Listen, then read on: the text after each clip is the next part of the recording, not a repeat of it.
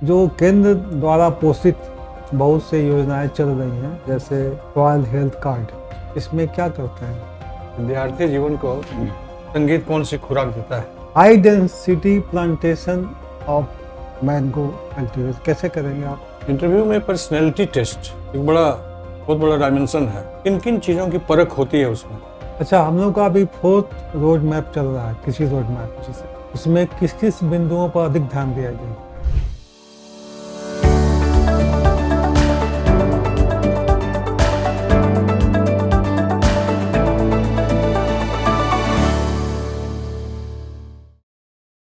आइए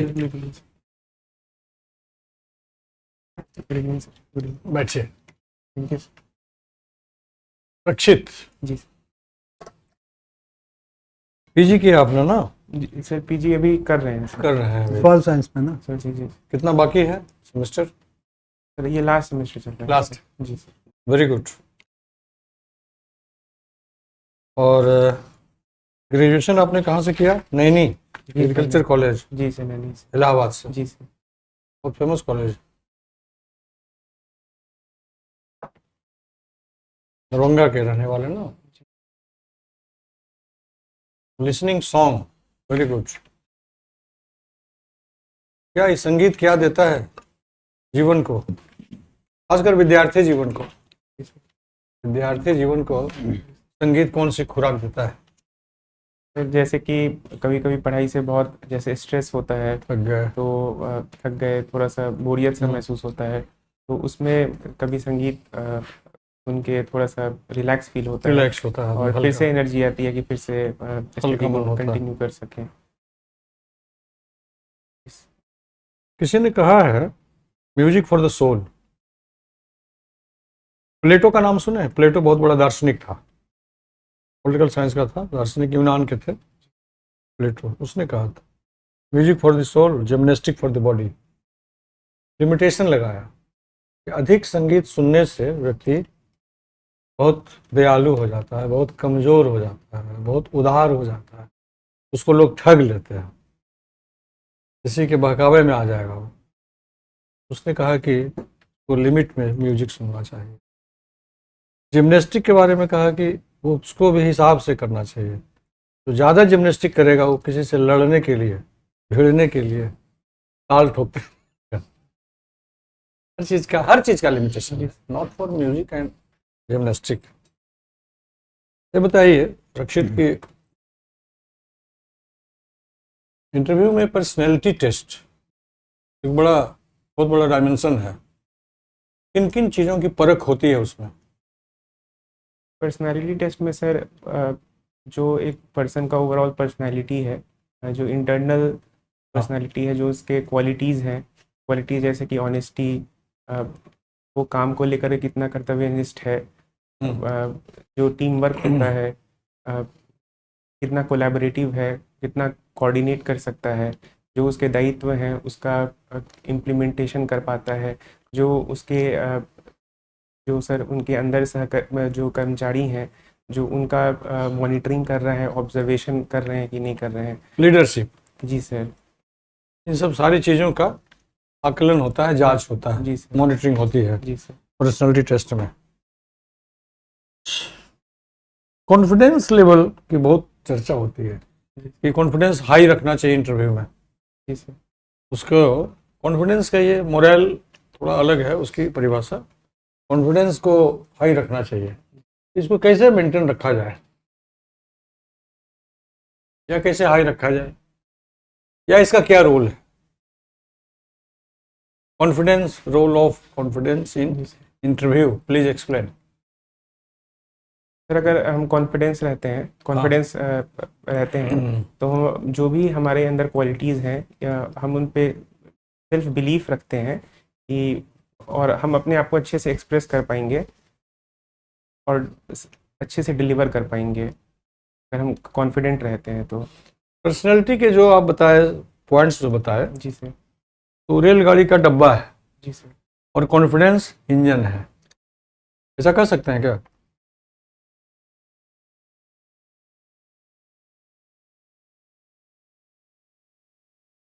जी सर, कह सकते हैं सर। कर सकते हैं। सर। नहीं, हमारी बात रखने के लिए नहीं बोली है, जी सर। ऑनेस्टली बोली है। रेलगाड़ी जो इंजन है वो कॉन्फिडेंस नहीं, कॉन्फिडेंस जो है डब्बा है। कॉन्फिडेंस डब्बा है। हाँ, जी सर। कॉन्फिडेंस डब्बा है जी सर। या पर्सनैलिटी डब्बा है, ऐसे समझिए। पर्सनैलिटीज के जितने आपने पॉइंट्स बताए ना, वो इंजन है, इंजन का डब्बा है, जी सर। और कॉन्फिडेंस उसका इंजन है, ले जा रहा है खींच के। जी सर, ऐसा कह सकते हैं। कह सकते, जी वेरी सर। गुड। तो ये दो चीज आप में कितना प्रतिशत है, कितना परसेंटेज है, यह जानना हम चाहते हैं। आपके अपने अध्ययन के हिसाब से, आपके अपने मूल्यांकन के हिसाब से, आप में कितना असेसमेंट किया आपने? कॉन्फिडेंस, दोनों पर्सनैलिटी। पर्सनैलिटी के गुण आप में जो आप बताए ना, जी सर। कितने हैं? 10 में कितना है? जी सर। 60%, सर 70%? काम को लेकर मैं ऑनेस्ट हूँ, ठीक। और मुझे जो काम दिया जाता है सर, मैं डिटरमिन्ड होकर उसको करता हूँ। और जो भी एक अगर टीम वर्क है तो सबको साथ लेके हुए मित्रतापूर्वक मैं काम को करते करता हैं। हूँ। जी सर। और कॉन्फिडेंस तो सर ज़रूरी है, बिना कॉन्फिडेंस के हम किसी काम को सफलतापूर्वक नहीं कर सकते हैं। इस कॉन्फिडेंस में नॉलेज का क्या इंपॉर्टेंस? नॉलेज, जी सर। Knowledge means study. जी सर। सर नॉलेज का भी बहुत इम्पोर्टेंट है। अगर अगर हमारे पास नॉलेज नहीं होगा तो सिर्फ कॉन्फिडेंस के बेसिस पे वो ओवर कॉन्फिडेंस भी हो सकता है, और हम उसको सही अंजाम नहीं दे पाएंगे। तो एक बेस हमारा होना चाहिए जो जो हमारे नॉलेज से होगा, और एक सेल्फ बिलीफ रखते हुए, कॉन्फिडेंस रखते हुए, दोनों का सही मिश्रण से। Knowledge is the base of the confidence and everything, जी sir. Every qualities which is required in interview. जी सर। जी।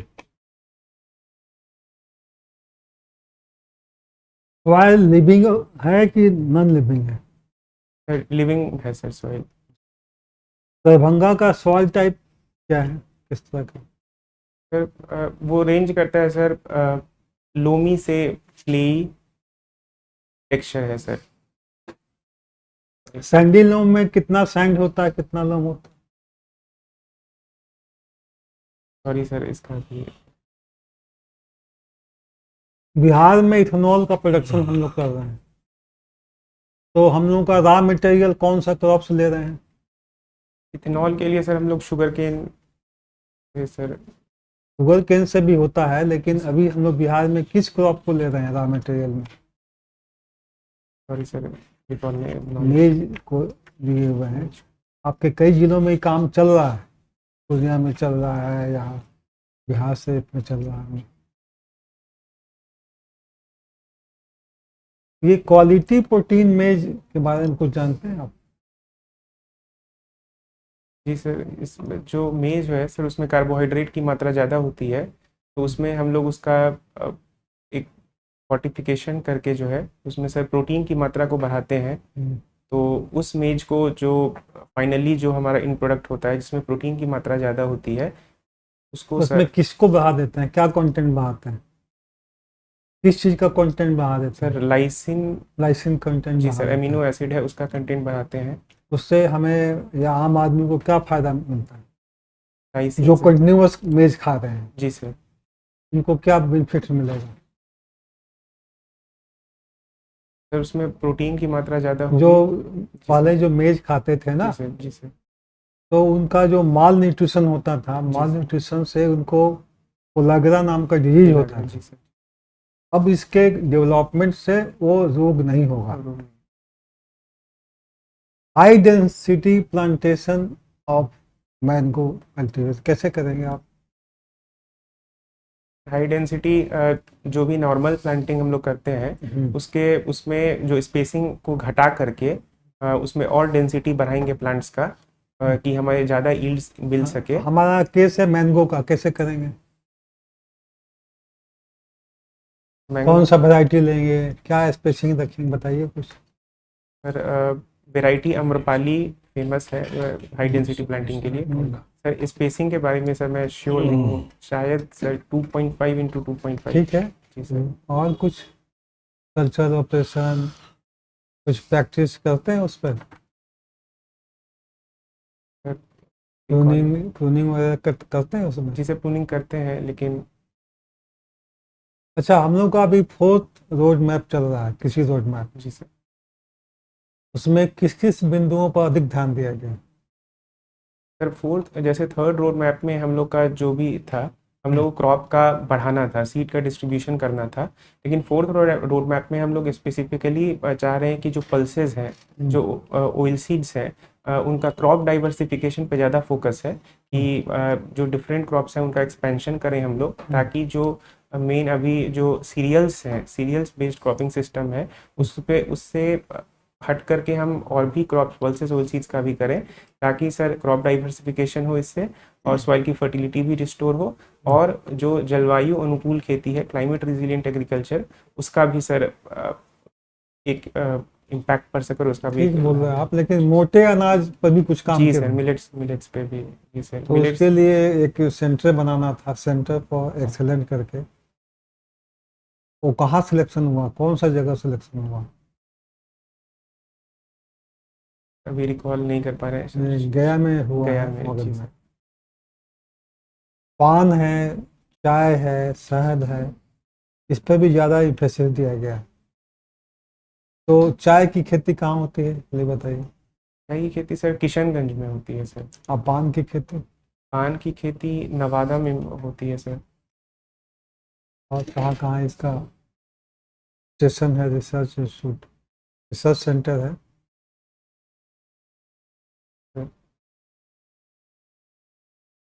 जो केंद्र द्वारा पोषित बहुत से योजनाएं चल रही हैं, जैसे सॉइल हेल्थ कार्ड, इसमें क्या करते हैं?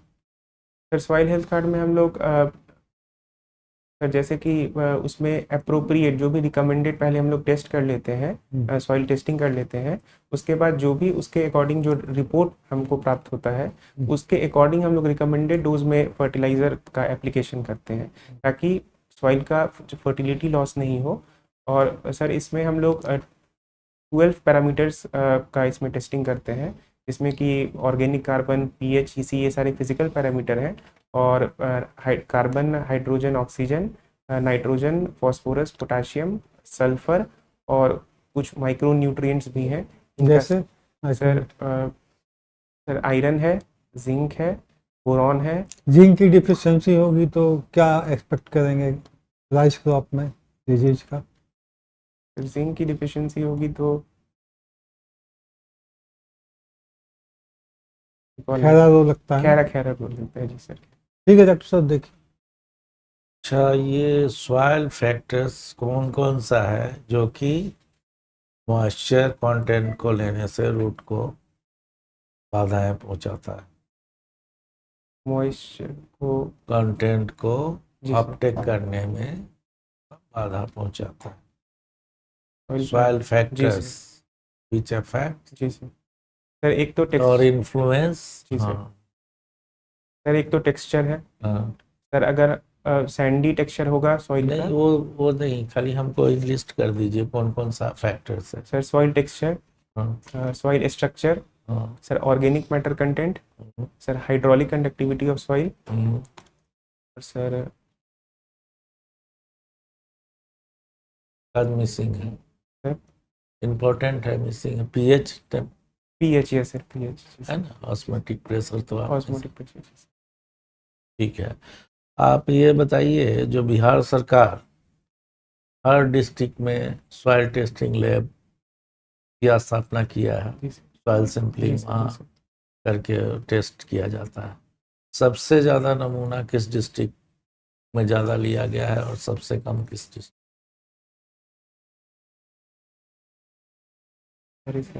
सर जानकारी नहीं है सर।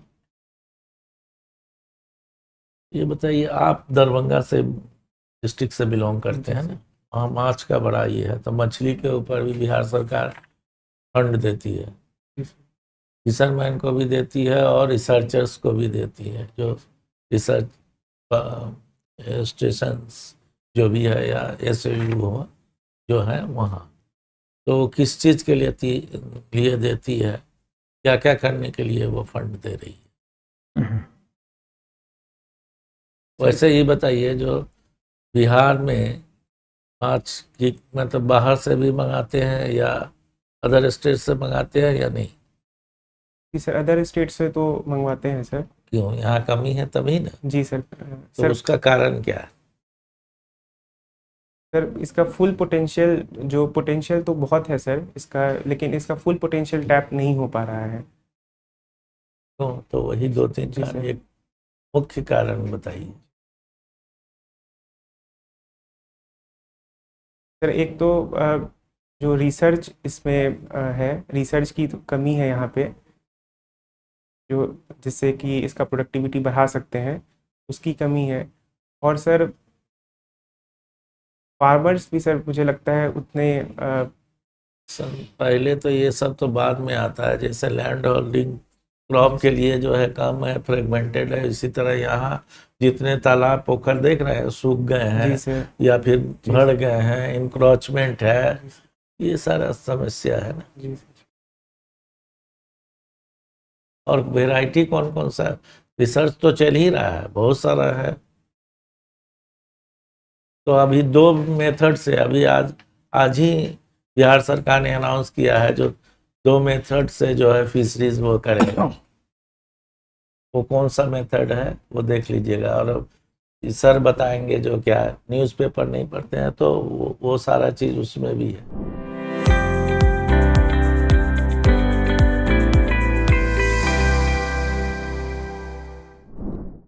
सर बढ़िया है रक्षित। जी सर।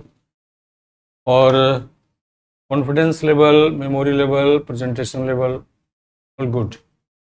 इसको उसी ढंग से, इससे भी बढ़िया बल्कि वहाँ प्रेजेंट करना है। कपड़े आपके ठीक हैं लेकिन थोड़ा सा शू ये सर। बदलना होगा। जी सर, शू। हाँ, और ब्लेजर पहन के जाएंगे। नो सर, यही ड्रेस होगा सर, यही ड्रेस होगा सर। यही ड्रेस होगा। जी सर। ब्लेजर नहीं पहनना, कोट नहीं पहनना है ना? नो सर, कोट नहीं। ठीक है सर ऐसे और- पहन लेंगे। नहीं नहीं, कोई जरूरी नहीं। अननेसेसरी उस पर भी सवाल हो जाता है, गर्मी में कोट पहन के क्यों आए, फिर उसमें उलझ जाइए अननेसेसरी। सब्जेक्ट पर जहाँ आए वहाँ फिर नॉन सब्जेक्ट, नॉन इशू पर जी दिमाग खपाना।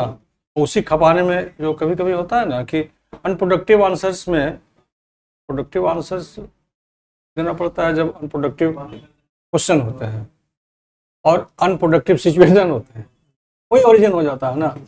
तो पूछ देगा अननेसेसरी, गर्मी का मौसम है क्यों पहन के आया, फिर आप कहेंगे नहीं हम अक्सर आप पहनते हैं, ये हमारा समर कोट है, हम कंफर्टेबल हैं, शादी विवाह में जाते हैं, पार्टी में जाते हैं, सर हमको ठीक है। कोई फिर उसमें कह दिया कि अच्छा नहीं पहनते तो क्या हर्जा हो जाता, कौन सा पार्ट टूट जाता। अब उसका जवाब दीजिए, फिर आपको कहना पड़ेगा कि सर मैं पहन भी लिया तो कोई इससे दिक्कत नहीं, मैं नहीं भी पहनता तो ठीक था। कुछ कह देते कि मैं पहन ही लिया तो कौन सा पार्ट टूट गया है ना। जी तो ये सब चीज़ों से बहुत मायने नहीं है। ब्रिटिशर्स का स्थापित किया हुआ है वेशभूषा, सामान, पैंट शर्ट जो हम नॉर्मल पहनते हैं डेली, वो साफ सुथरा ठीक से होना चाहिए, यही है सामान्य वेशभूषा। और गोलमेज सम्मेलन में गांधी जी कैसे गए थे याद है? हरा के आए थे आधी धोती में, एक लाठी में। यह भी आदर्श हमारे सामने है। तो बढ़िया है, प्रेजेंट बढ़िया से कीजिएगा, जाइएगा दरवाज़ा खोल करके। दरवाजे में उलझने की जरूरत नहीं है, बंद हो जाए अपने बंद हो जाएगा स्प्रिंग। एक विश किया एक बार सबको, हो गया। बैठने के लिए कहा गया, थैंक यू बोलते हुए बैठ गए। फिर जाने समय उसी तरह का। रात की नींद अच्छी हो। जी सर। आपका इंटरव्यू है 11 को, 6 को है। जी सर। 5 की रात में नींद होनी चाहिए, एकदम गहरी नींद। सुबह उठे तरोताजा, है ना। कुछ खा के जाइएगा, खाली पेट नहीं जाने की जरूरत। और इंटरव्यू दे के बहुत लोग निकलेंगे, उनसे बहुत लोग पूछते हैं क्या पूछा क्या पूछा, उस फेरे में मत पड़िएगा, कॉन्फिडेंस कम जाएगा। आधे लोग अनसक्सेस होते हैं इसके कारण, उनके दिमाग में बड़ी अच्छा इनसे क्वेश्चन पूछा कि मैं तो इसे याद ही नहीं किया था। ये सब डिस्कस करने का विषय नहीं है। तो बढ़िया से जाइए, wish you all the best. Any question more? Sir कुछ कमी है जिसमें आप नहीं, बता सकेंगे इसमें? देखो, कमी तो किसी में पूर्णता नहीं है, जी सर। है ना, किसी में पूर्णता नहीं है। और कुछ कमी इंटरव्यू में स्वाभाविक है। कोई ऐसा ही बिरला कैंडिडेट 1000 में एक आध होता है जो 20 सवाल का जवाब 20 कर दे देता है।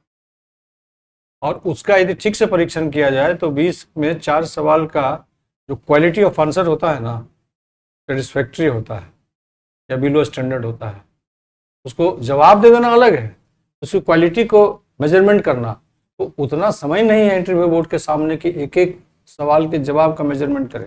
लेकिन जो औसत तरीका है उनका जो इंटरव्यू लेने वाले का जो परसेप्शन है, उनका जो एक्सपीरियंस है, फिल्टर कर देता है, बता देता है कि हाँ whether you are competent for agriculture officer और नॉट।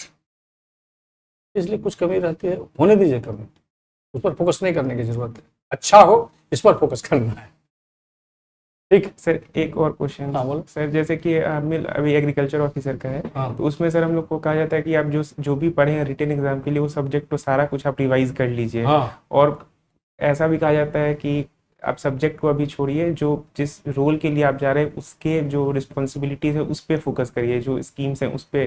तो सर अभी थोड़ा सा ये चल रहा है कि किस पे थोड़ा ज़्यादा वेटेज दें, सब्जेक्ट नॉलेज जैसे सॉइल है, एग्रीकल्चर है, बेसिक। ऐसा है ना, जी सर। फोकस तो दोनों पर करना पड़ेगा, टाइम और लेंथ जो है उसके हिसाब से। सवाल तो सब्जेक्ट पर भी होंगे ही ना, जी सर। ज़्यादा सवाल बल्कि सब्जेक्ट पर होंगे, तो ज़्यादा सवाल होंगे तो उस पर हम फोकस नहीं करेंगे, वो हमारे मेमोरी से बाहर चला जाएगा, तो कैसे फिर उसका आंसर हम करेंगे। जी सर। जी सर।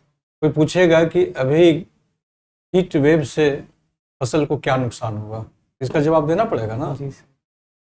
पॉल्यूशन का क्या इफेक्ट हो रहा है हमारे क्रॉप पर, जवाब देना पड़ेगा जी ना। सर। उन्नत बीज नहीं किसानों को मिल रहा है तो इसका उपाय बताना होगा ना। जी सर। ऑर्गेनिक कॉरिडोर क्यों बनाना पड़ा, क्या बैकग्राउंड है, क्या होने वाला था, क्या हो गया श्रीलंका में, पूरा जो बना दिया, जी सर।